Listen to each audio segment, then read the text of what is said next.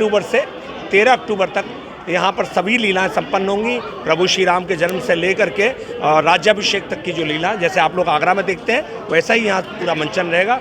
और यहाँ ग्रामीण क्षेत्र के उत्थान के लिए, और सबसे बड़ी बात है कि लोगों को ये पता लगे कि योगी सरकार या हमारी भारतीय जो केंद्रीय सरकार है उसने कितने विकास के काम करें। ये छोटी मोटी समस्याएं तो हर जगह रहती है, मगर लाइट है, सड़क है, बाकी सब चीज़ें जो हैं यथावत यहाँ ग्राम क्षेत्र में बहुत प्रगति हुई है। तो इस चीज़ का अवगत भी कराना होता है। और आजकल जो लीलाओं का जो आयोजन हो गया वो विकास के काम हो गए। तो मेरा निवेदन प्रशासन से, शासन से कि भाई शहर को ही पूरी सुविधाएं ना दिया जाए, कम से कम ग्रामीण क्षेत्र का भी ध्यान रखा जाए। ये कार्यक्रम कब होना है?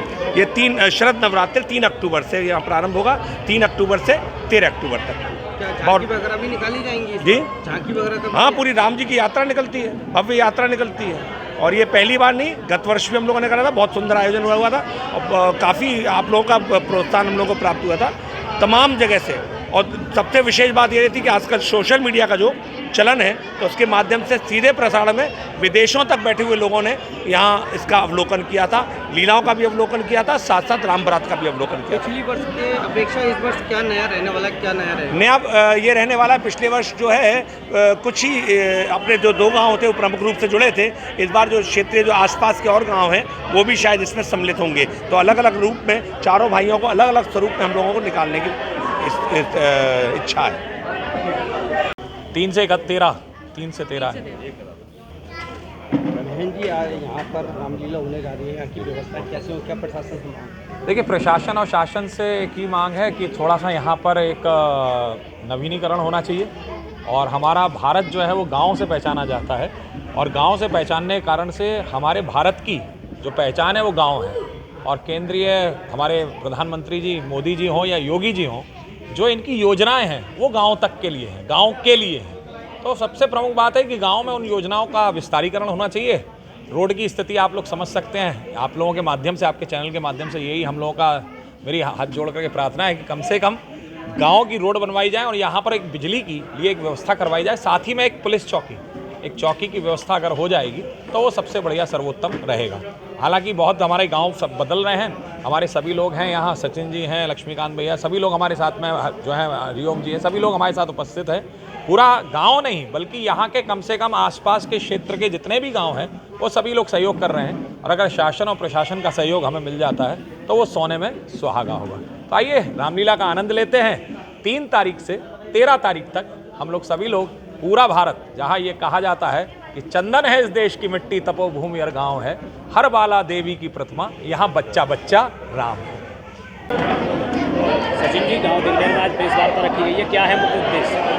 देखिए, प्राचीन सनातन काल से एक परंपरा चली आ रही है। भगवान राम के चरित्र को जीवंत करने का काम हमारे यहाँ जो रामलीलाएं होती थी वो गांव-गांव, मोहल्ले-मोहल्ले में होती थी। तो उन्हीं के निमित्त ये रामलीला महोत्सव जो लगातार आगरा में चल रहा था श्री मनकामेश्वर बाबा नाथ जी की कृपा से, तो उस महोत्सव को महाराज जी यहाँ मनकामेश्वर का ग्रामीण संस्थान का प्रांगण है उसमें लेकर आए हैं। और पूरे क्षेत्र को इन्होंने इस रामलीला महोत्सव के माध्यम से जोड़ा है। तो वो रामलीला महोत्सव भव्य दिव्य हो और वो राम बारात जो निकलती है वो भव्य दिव्य व्यवस्थित हो, राम जी के चरित्र से हम लोग कुछ सीखें। उसी के निमित्त योजना और जो रास्ते में कई सारे कुछ विकास कार्यों को लेकर कई जगह जब राम बारात निकलती है, गड्ढे वड्ढे हैं, तो वो व्यवस्थित ठीक ठाक हों, उसी के निमित्त ये बैठक रखी गई है।